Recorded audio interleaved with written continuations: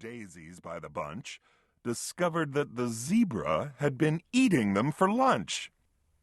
And Miss Fanny Feeny found, according to the rumors, the silly little circus monkey swinging in her bloomers.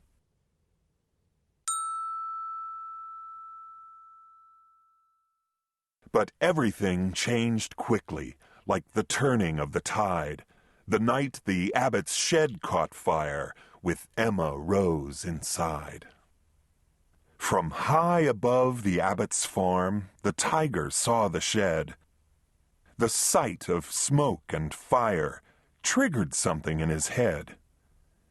He'd jumped through flames 1,000 times back in his circus days, so he ran past all the people and he leapt into the blaze.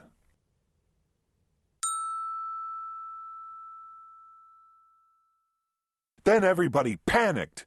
"Help! Help! What can we do?" When from the raging fire, something big burst into view. It was the most amazing sight, and everybody froze when they saw the tiger saving little Emma Rose.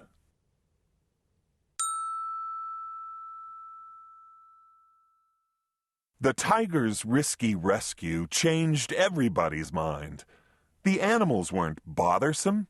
The animals were kind. And so they lived together. Side by side they got along. It didn't seem like anything could possibly go wrong.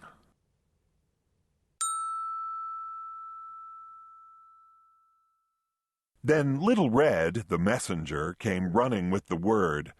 Apparently a circus ship had sunk, from what he'd heard. "The animals are from that boat. They swam in from the bay. The greedy owner wants them back. He'll be here any day." So the people called a meeting, and they quickly hatched a plan. No animal that came ashore would sail off with that man.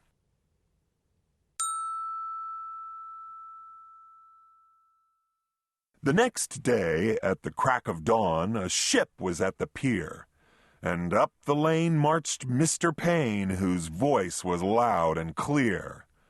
"I am the circus owner. My ship sank in the murk. I've come to find my animals and put them back to work."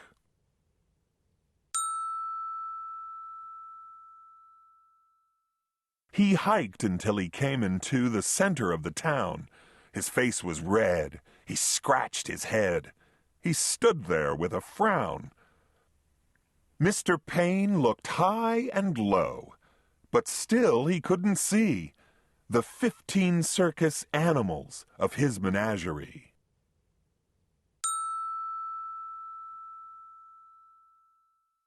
He ran around the alleyways. He searched the village square.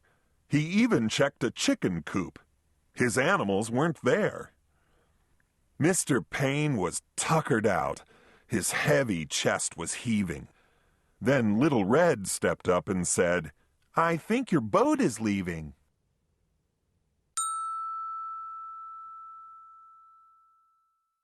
He ran off in a fit of rage. His ship was leaving sight.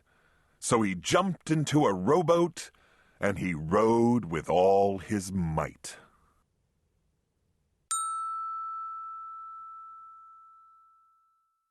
And from that day, they like to say, their lives were free of pain. It was a happy, peaceful place upon that isle in Maine.